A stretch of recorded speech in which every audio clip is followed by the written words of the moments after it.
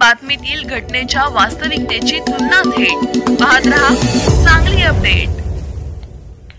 पंढरपूरमध्ये पालखी महामार्ग बनणार विकासाचे माध्यम।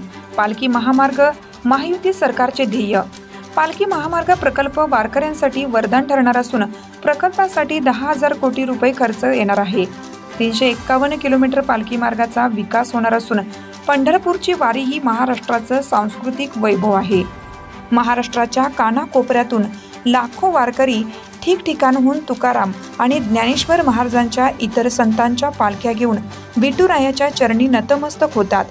अनेक वर्ष पालख्या ज्या मार्गाने पंढरपूरला येतात तो मार्ग खाचखळग्याने भरलेला होता। त्यामुळेच हे पालखी मार्ग सुविधाजनक करण्याचा निर्णय पंतप्रधान नरेंद्र मोदी यांनी घेतला। त्यासाठी राष्ट्रीय महामार्ग प्रकल्प उभारण्याचे महायुती सरकारने ठरवले। याकरिता महायुती शासनाने 10,000 कोटी रुपयांच्या प्रकल्पाची पायाभरणी करून वारकऱ्यांच्या सुरक्षिततेला पहिलं स्थान दिले।